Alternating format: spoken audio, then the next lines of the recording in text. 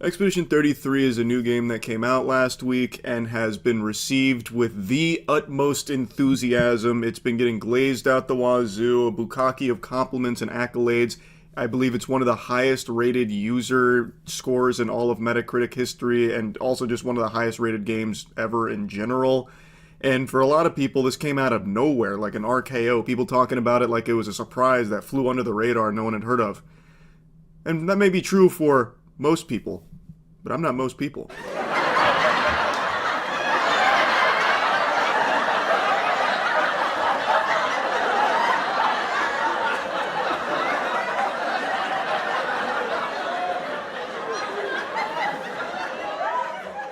I've had my eyes glued to this puppy for the last 8 or so months since the very first trailer. It just seemed like the kind of game that would tickle all my favorite neurons, so I've had my peepers on it, and I expected big things from it. When I first saw this game on the trailers, I thought it was going to have very shallow and bad defensive strategies and tactics, because it looked like you can trivialize all the enemy damage by timing a single button with the enemy attacks. Kind of the same reason why the Souls games are brain dead. They don't really require any physical or mental skills. They are for simple-minded casuals, so my expectations were very low, and guess what? I was correct. So my case is the opposite of Charlie's case, and that makes perfect sense considering how much I hate Souls-likes and how much he loves Souls-likes. And it blew all of my expectations out of the water. This game deserves all of the hype and all of the success that it's receiving and more. Whatever you're expecting from all of the headlines, you get more. I couldn't imagine a game hooking me like this at my age. Why would you not be able to imagine a game hooking you like this? It's literally directed towards people like you. It caters towards you. It does exactly what Souls games do. Give you the most simple-minded combat with inflated enemy health and damage disguised as difficulty, and make you feel accomplished for sitting in your room in front of your screen lazily your whole life. It's the perfect kind of game for you. I knew all the Soulstards would love this game after 5 hours in. You guys are extremely predictable. Now, I talk about myself like I'm some kind of geriatric fossil. I'm 30 years old, but I have not been hooked by a game like this in years. You don't play games because you are too busy attention whoring and farming the algorithm by jumping on every trend. Plus you have tried many other games that are way better, but you dropped them because you don't have the intelligence to understand their combat mechanics. Anything more complex than a basic rhythm game is too much for you. And the same of course goes for the rest of the Soulstards. You are all the same breed of garbage, almost identical to each other. The last time I was so invested in a game where I would go around talking to every single character I could find in it was Mass Effect 2. And the last time that I was this addicted to a game, just wanting to play it all the time, was with Elden Ring. Oh really? Really now? Who would have thought that the last game that got you hooked was a Souls-like? I'm sure no one would have guessed that. That was such a massive revelation. I'm sure everyone is shocked to hear that. That's pretty good company to be in for both of those categories. This game is something special, and I'm sure you've seen a lot of people talking about how impressive it is that such a small studio made it. It's impressive by any metric, but the fact that a studio of only like 30 people made this is mind-boggling. I don't even know how it's possible. Now, of course, they did use like outside contractors, but the core studio is only like 30 or so people. The team is unbelievably talented. The team is definitely talented at some things like music, character writing, open world design, but they are pretty talentless when it comes to gameplay. It's their first game together as a studio, and they hit an absolute grand salami here. This shit is in slapper. I mean, this was... I couldn't be more happy with this game.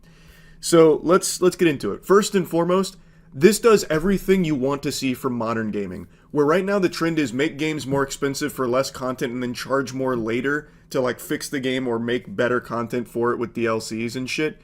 This bucks that trend, and it's actually a cheaper game for more content. You can make any game look good if you compare it to mainstream corporate trash. So it's a $45 game for about 60 hours worth of extremely high quality content. Even the side quests in this game are better than most games' main story. I did, like, this, again, this is one of the few games where I couldn't help but start doing, like, 100% completion, because it is just that good. By side quests, I hope he means the extra dungeons that are scattered in the open world. Some of those are decent, but the mini games are pretty much all garbage. People are shitting on the mini games of FF7 Rebirth when its worst minigame is way better than the best Expedition 33 minigame, and the extra dungeons are only good because they add some extra lore and have a bit of exploration, and I guess they are pretty rewarding. But it all comes down to how good the combat is, because without good combat there really isn't much incentive to do any of the extra stuff or even play the main game. Anyway, let's get into the game directly, the actual spaghetti and meatballs. Expedition 33 is a turn-based RPG with one of the best stories I've seen in gaming. Fucking period. It's actually a rhythm game disguised as a turn-based RPG, because what matters most is being able to time your parries and dodges, and many of the bosses make the RPG mechanics pretty much worthless. They were already very shallow to begin with, mind you. Also, the story starts as a mysterious adventure to unknown lands, and the more you progress the game, the more it degenerates into becoming family drama. Towards the end of the game, it's pure family drama. Now, that's not necessarily bad. Even though the story idea is nothing special, the characters are pretty good. They have a lot of soul, so even this kind of story works. Now, I know it being turn-based has just made a lot of people roll their eyes and they're considering leaving the video because you just can't imagine stomaching the boring turn-based combat systems of the olden age that you think is outdated and archaic. Okay, so the morons who think turn-based is bad are completely clueless, because chess is a more balanced, smarter, and deeper than any action game you will ever play in your life. Turn-based combat can be actually exceptionally good as long as the developers know what they are doing. If you keep playing trash like Pokemon, it's not the genre's fault, it's yours for not exploring it. You know, you're sitting there going, what the fart, dude? Turn-based? No thanks. I think you're a fucking goober for that take, and let me go ahead and try and sell you on this being different than whatever you're expecting from turn-based games. This game is significantly more interactive with its turn-based systems thanks to parrying and dodging.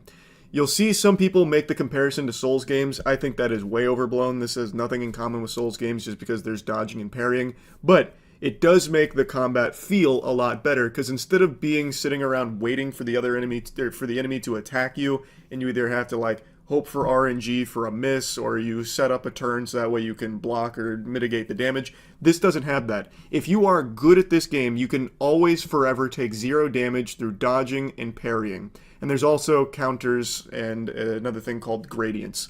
So there's a lot of skill expression here where the parry timing in the dodge window is unforgiving. Assuming you play on expert. Normal, it's a lot more forgiving, but on expert, it is tight timing. Like, the parry timing in here isn't quite to Sekiro's level of unforgiveness, but it is not easy. Like, the parry window demands that you be actually good at this game instead of just like some fucking lobotomite that's hammering parry, just spamming it. Dodging is a little more forgiving, but even that is still difficult because the enemy's attacks, like their actual arsenal of moves, is so well designed. The combat is flashy and it is interactive. Like, I know people have been seeing the quick time events when you use a move. You do have like a timing window. If you hit a perfect, it'll help you out with that move and what it does. But the quick time events aren't the actual interactive nature of the game. That's just there as kind of like a little bonus, a cherry on top to keep you invested on both offense and defense. And it is something nice. It adds more depth to it. But the actual bread and butter of the interactivity of the turn-based is in the dodging and the parrying. Because again, if you are just good, you can be unkillable by everything in the game, fundamentally. And this is how you know this guy is a total lobotomite. He says the combat has nothing in common with the Souls games, and then he proceeds to explain that it's exactly like the Souls games, since it fully relies on timing the dodge and parry with the enemy attacks, and he even admits that it feels good, the same kind of satisfaction Soul stars get when they parry or dodge everything, because they are stupid and they have convinced themselves that they reached some kind of high skill, when all they did was just memorize attack animations. Also, he says, you don't need to just wait when it's the enemy's turn and hope for the RNG to do the job by itself, by having your character dodge automatically. While I do agree the RNG is a problem, but good turn-based games either keep it at minimum or don't have any RNG at all. And turn-based games are not about waiting for your opponent to do his moves and hoping you get lucky. You use strategies to get around all kinds of things. Offensive strategies to work around the enemy's gimmicks and all the kinds of ways you can deal damage, while also having defensive strategies to make sure you can withstand the enemy super attacks or any attacks that might be dangerous to your party setup. The entire point of the turn-based combat is strategy and not timing a button with an enemy attack. Expedition 33 has so many enemy attacks that completely destroy the RPG mechanics and make you fully rely on dodges and parries. Some enemies can set your health to 1, which means the next hit you take is going to kill you, no matter how many points you put in health and defense. Some enemies can one-shot kill you. Some enemies play all the time, attacking you constantly, not only making your speed useless, but making your dodges useless as well. You can only parry and counter-attack them. Some enemies have so much health that it's impossible to kill them, but if you dodge too many of their attacks, they kill themselves, making you fully rely on dodges and parries. Being good at this game is essentially the same thing as being good at a Souls game. There is little to no strategy involved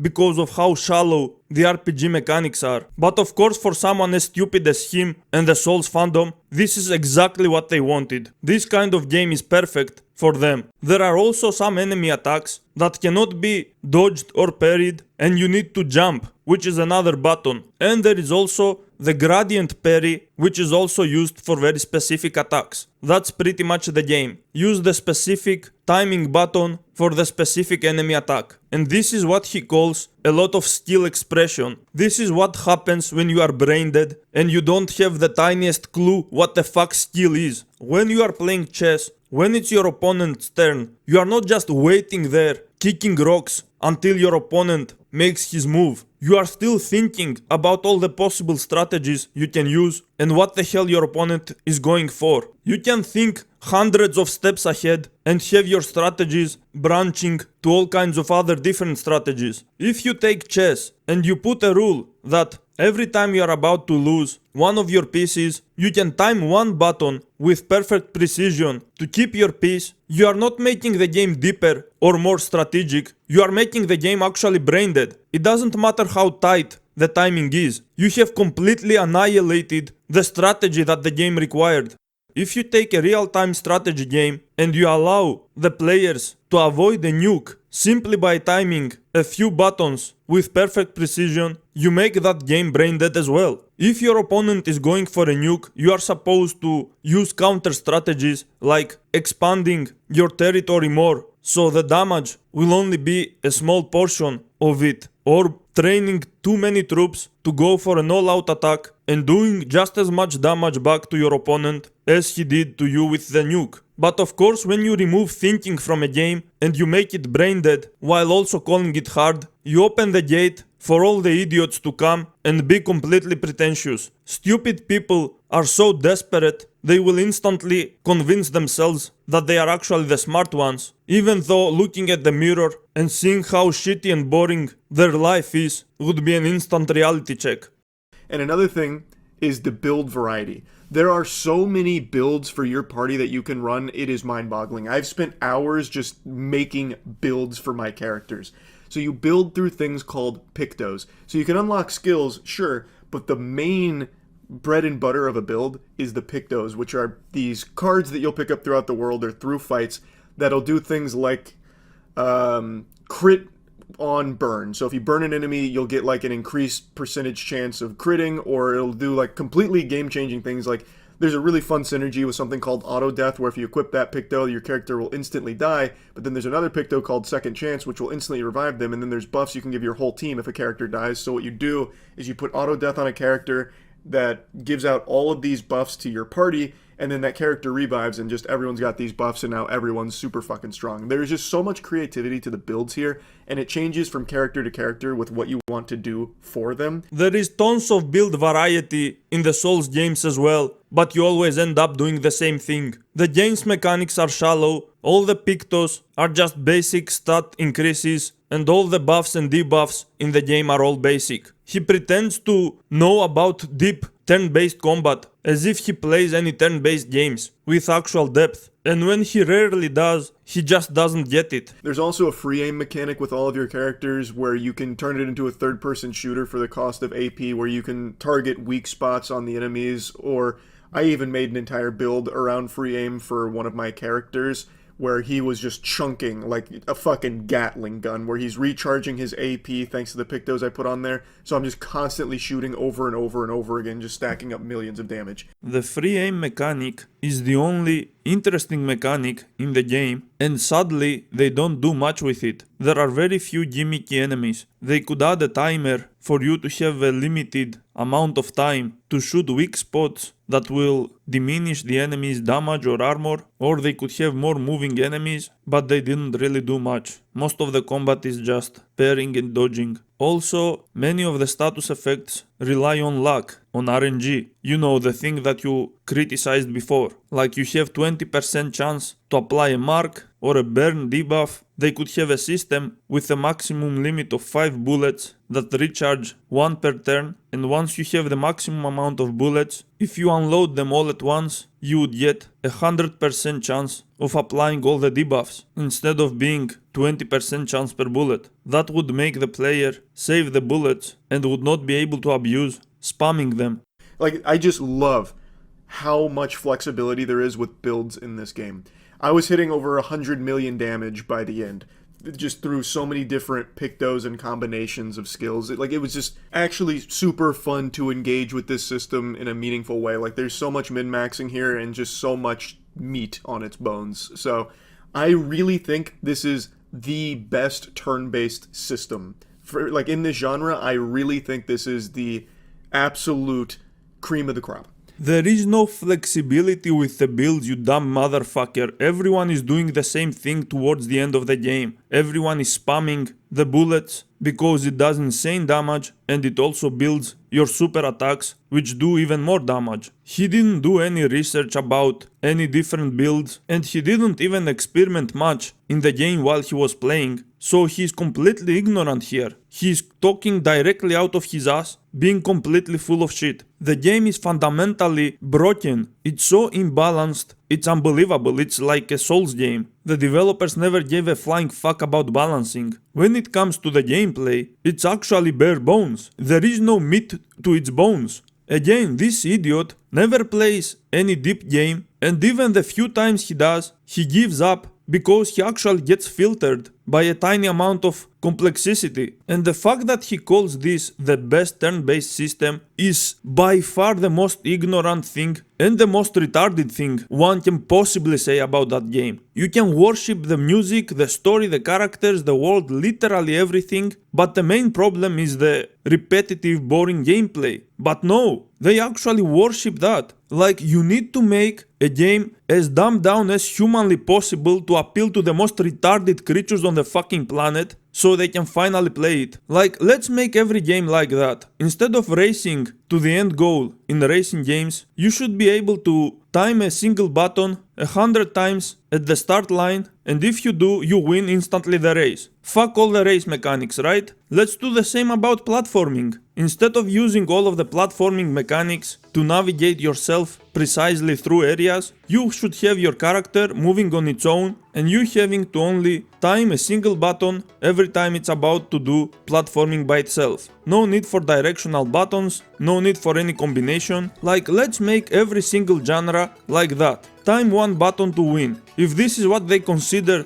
the absolute peak a genre can be, then they should be happy with that, right? That's all they ever wanted. Easy video games they can finally beat. All these losers who have spent their entire life in their basements playing video games are still absolute trash at video games, and they get really insecure about it when you point it out, because it's the only thing they have. If they are not good at that, everyone realizes their life's value is at zero, and they can't cope with that, because what the hell have they been doing their whole lives? They can't come in terms with the fact that all of their time was wasted. I think just normal. I don't need to rip Ultra Nightmare mode right away. Let's just do normal.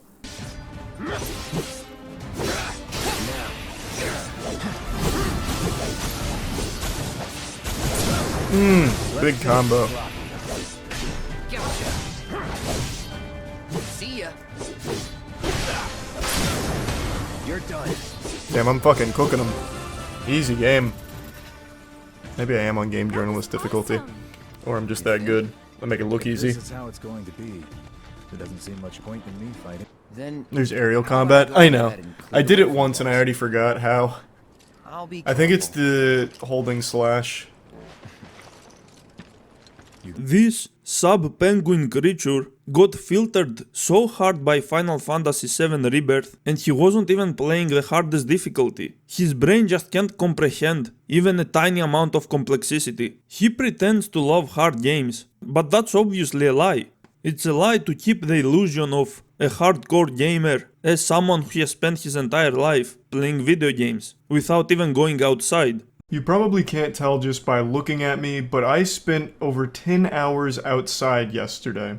It sounds like a Mr. Beast video. It's almost unbelievable that someone like me could endure something like that, but it's true. Now let me go ahead and define outside. I don't just mean leaving my house, going from my house to like a movie theater or something like that. I mean actually in the thick of things, under the scorching sun in the heat of Florida. Drowning in the humid air, suffocating on my own saliva. I'm talking about me in nature. Just Charles and the great outdoors at Universal Studios Orlando. I swear to God, this isn't a sponsored video or anything. There is a reason I'm talking about this. I just need to set the stage first. Nobody believed in me. They said I couldn't do it. They said it couldn't be done. But you know what? To all the naysayers, I went out into the real world and proved you wrong. I braved the wilderness with ease. For over 10 hours, I slapped that shit around, and it was no problem. They said, Charles will give up after an hour, he'll be crying and whining, and, you know, it'll be embarrassing. But you know what? I didn't give up after an hour. I may have held in a pee too long, waiting in line for the Amazing Spider-Man ride, and maybe let out a little urine preemptively, but even though my pants were wet, my eyes were dry. I didn't cry, I didn't complain, and I had a great time. There are many times he constantly complains about a game's difficulty, even if it's from the genre he loves, and there are also many times he will praise the most brain-dead easy gameplay. Yeah, this is another Souls-like game. It's my favorite genre, so I don't mind getting a million of these a year. As long as some of them are good. This is just the demo right now. Full game's not out yet. I'm optimistic though. It looks good.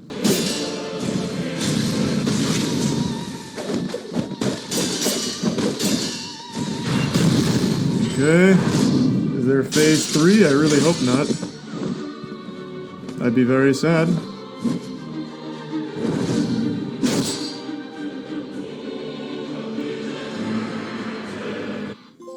Okay, no phase 3. Thank God. That would have been fucking frustrating. Final Fantasy 13 is one of my least favorite games ever. Race for hot take. I like Final Fantasy 13 a lot. He was a socially awkward moron his entire life. He has admitted all these things. But apparently, his followers are completely brain dead and they will believe anything. So now that he is confident talking out of his ass, he keeps doing it, making these kinds of fake bullshit reviews, and everyone is buying it. But in college, nobody knew me, so I could be anything I wanted to be. And man, I wanted to be the anime mysterious guy. And holy shit did it lead to a very embarrassing and lonely first year of my college. I used to go to clubs because I obviously wasn't really getting invited to house parties. Because who's gonna want to invite the guy who doesn't talk because he thinks it's cool not to? Party. No one got to know me my freshman year. So I'd go to clubs by myself, and we still had another 5 or so months of me being an odd, weird, anime-inspired, mysterious loser. That's how I spent the entire first year of my college experience, emulating the anime mysterious guy. It wasn't until I moved out of my dorm and in with a new group of guys who put the kibosh on that shit and taught me how to be social, because they did not want to be living with some fucking weirdo. People definitely weren't gonna like me, because that's just, you know, that's how I felt about myself. I had very low self-esteem. For a long time I hated myself. And then in 2012, I completely lost the passion for making videos. I just hated making videos. It was just a chore for me, a hassle. That's when I really hit the darkest point in my life, not just, you know, making videos, but everything. My obsessive compulsive disorder was just spiraling out of control and really negatively affecting my quality of life. It's just a whole bunch of things. I hated hated myself, and I wouldn't want anyone else to hate me because I wasn't doing what I was expected to do, so I forced myself to make videos. I didn't really want to play or do anything. I've told so many stories when it comes to all of the weird and creepy interactions I've had with women, all my fault, of course, just because I was so unbelievably socially inept. Like, it's hard to put into words how bad I was at recognizing social cues and how to be, like, acceptable in society. It involves a time in early college that I've talked about a lot where I pretended to be a mysterious anime character and it failed me socially. I became such a weirdo that people were afraid of,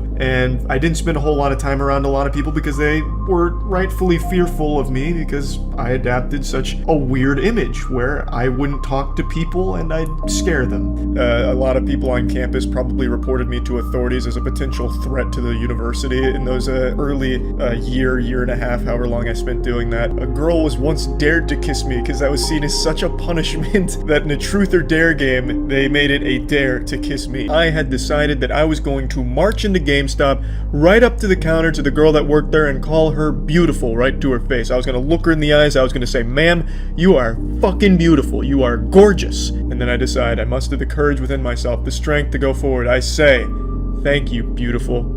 I'm still looking at the ground when I say this, because I haven't earned the right to look my GameStop queen in the eyes yet. And then I do what any sane man would do. I ran away. I fucking jogged away. Before she could even, like, actually respond, I started jogging away with the bag in my hand like I just stole the game from GameStop. But I did hear her say, "Oh." A month ago I made that video about how I've hit rock bottom and I'm at the lowest point in my life, but I'm trying to be optimistic because my girlfriend broke up with me and I just couldn't find a job. Still can't find a job. But since then, her and I have been trying to work on things. Like, she started talking to me again, and then we started to work on things and everything was really good. And she was talking about moving in and marriage and stuff, which was, it was really sweet. It felt like things were back to the way they once were. But today I found out she's been fucking another guy while we've been trying to work things out to be together again. I guess the reason I'm making this video is, one, because talking about my problems makes me feel a little bit better about them, and two,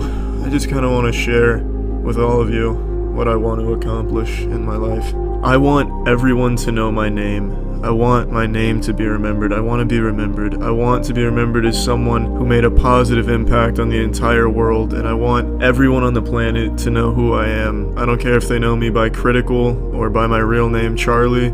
It doesn't matter to me. I just really want to be a part of something big.